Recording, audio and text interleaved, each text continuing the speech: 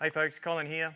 We're going to talk about how to train your dog with a bark collar to reduce the barking by 60% and also allow and without destroying your dog's personality. Now, how do you train a dog on a bark collar? This will go up, so I'll start the intro to this particular question as well. So the question is, how do you train a dog with a bark collar to reduce your barking to appropriate levels in the least amount of time and having very, very little impression or change to the dog's personality? We don't want to change the dog's personality when they get these corrections. We want them to have the least amount of impact. So that's where this collar, being so safe, will really shine through. And what happened is when you get the system, you get our little training guide. What I did with my dog is I picked his worst barking situation. So when I trained Spud not to bark and I introduced him to the collar, I made sure I had a lead on him so I could control him. Then I picked his situation, which was his biggest trigger. So his biggest trigger at this time was people ringing the doorbell. Now, I had, yes, been through my journey when I first started this company with a particular dog to try other things before I went down this road.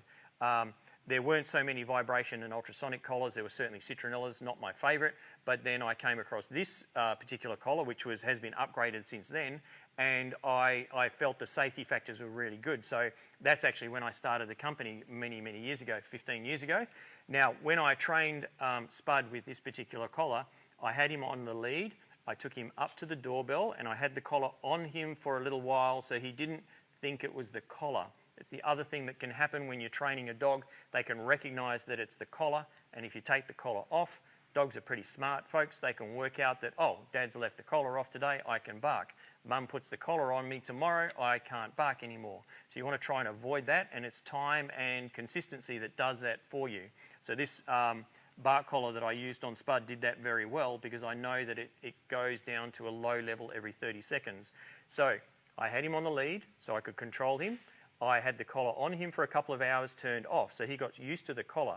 I then activated the collar, and now I know that is at a very low level. So you can set the levels of the collar to very low to introduce to the dog. With this particular one, and as it is an automatic collar, and it is true to its what it says on the website, it will increase gradually, and it does have progressive low levels, whereas some that I found that they say they change levels, but they actually don't. The correction that comes out of them is always the same level, and it's like starting, if we get back to this chart, starting the dog training up here. We don't want to do that. We want to be down here along the comfort zone of the dog.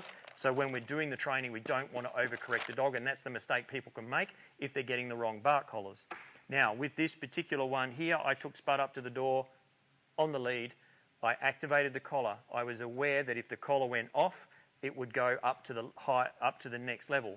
But I was also aware that I didn't have to panic too much because if it goes off the first time, it won't go off for 3 or 4 corrections again. So I have time to move the collar off the vibration. Because remember, most of the good bark collars out there that are sensitive enough to pick up the vibration, you don't have to have them on too tight, so you've got little chance of getting rubbing or irritation on the dogs, like skin necrosis, which we talk about in another article. So this one can be very gently fitted to the collar, which solves another problem that I'll mention in a minute. Now, when Spud barked at the doorbell, I rang it, that's his biggest trigger. He went bark, bark, and he got a fright. Now, that is to be expected, and that is going to happen no matter what sort of bark collar you get. Whether it's citronella, they're not expecting a spray, so they're going to do that. Ultrasonic, they're going to get a high-pitched noise, so they're going to react. You want to control that situation, and vibration, they're going to go, oh, that was a bit funny. Now, if they're not expecting this, it's kind of like saying, well, Granddad can't have the salt at the dinner table, but we can't explain it to him that he can't touch the salt. So if we're standing behind Granddad and we can't communicate him about the salt, we have to find some other way of passing that message over. So if we stand behind him with a little lackey band or with a little tingle from a bark collar, and he reaches for the salt shaker and we go ping at a little level, the first time he gets it, I can guarantee you that he will probably jump and go, who the heck did that to me? And look around to try and find out what's going on. Now, if we then we settle him down, so we move the bark collar to the side of the neck, so there's no vibration to activate the collar, and then wait until 30 seconds, a minute.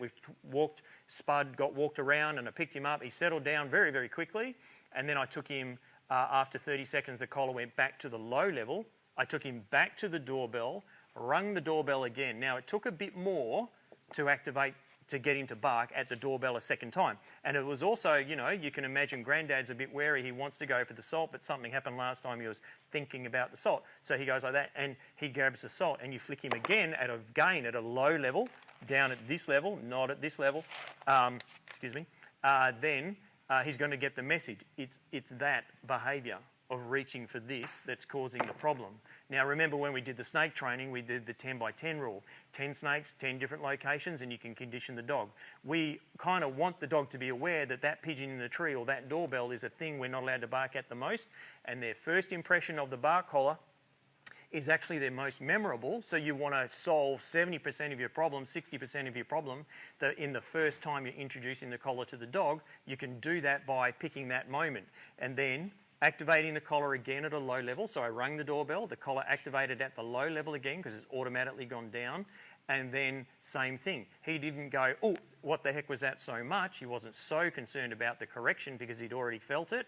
And then he looked around and I simply moved the collar off the neck because now the collar has gone up to this level and it's waiting there to be activated. After 30 seconds, it goes back down to the low warning level. And then I put the collar, walked him around. 30 seconds later, the collar goes back to low level, put it back on his Adam's apple, took him back to the doorbell, and guess what? I rang the doorbell and he said, no, don't be silly. I'm not barking at that thing anymore. Every time I bark at it, something strange happens. And then the next day, I let him go. Pretty much that is the end of the training. We do need to monitor the dog, obviously monitor the neck, make sure the collar's fitting comfortably, check the fit, keep the collar loose so it ends up sitting at the Adam's apple. The next day, he forgot, obviously. He went back to the doorbell, did his old habit, because he's built up this habit over time, barked at the doorbell, and he just went, ooh, okay, I remember, no more barking at that thing. Pretty much a week later, he's running up to the door excited, but he's doing it quietly, and now I can reward him for not barking at the doorbell, so now the relationship is improving. He's getting rewarded for the good behaviour. I'm not the bad guy that's spraying him with bottles or telling him off for barking at the doorbell and getting sick of the dog and not enjoying having Spud around the house. But then the collar is taught him not to bark at the doorbell. I can come in with the reward and treat him. And what's the side effect? Next time I'm with him and I say, Spud, come, he comes to me because I'm the reward giver. I'm not the guy that tells him off all the time. So pretty soon after maybe 5 or 6 weeks, Grandad is off the salt because he's got a consistent message about touching the salt. Spud doesn't need the bark collar so much. Take it off. And 3 or 4 weeks later, the barking came back a little bit and I put the bark collar on for about another half a day. And then that reminded him. So for the next 2 to 3 weeks after a half a day refresher course, he was fine at the doorbell. But he didn't realise it was the collar because I hadn't exposed him to the collar and said, right, collar goes on, ring the doorbell. It's the collar that's causing the problem. No, it's any time you bark at things that are unnecessary. But if his adrenaline jumps up to here and he does bark, he is not going to notice the collar. He's going to notice the beepers that come out of this particular collar, of course, the Pavlovian tone. And he is still going to bark at those things that I want him to bark at and not destroy his personality. So that is pretty much how you can train your dog with the use of a good quality bark collar that goes off accurately and is very safe. This particular one, you can rent it. It will go off at a very low level. It's very safe. It doesn't go off accidentally. It's a waterproof collar as well. So if you'd like to have a chat to our team or after you've watched this video, you can click on the link and the add to cart, add to bowl, and you can go through and do the rental, or you can give us a call if you've got any concerns. We have other collars. Okay. If you are looking at bark collars, the PetSafe one is a very good model that has temperament learning. We can talk about that in our unboxings. The temperament learning will learn what level the dog doesn't like the most, and you can reset it as the dog learns. You know which levels.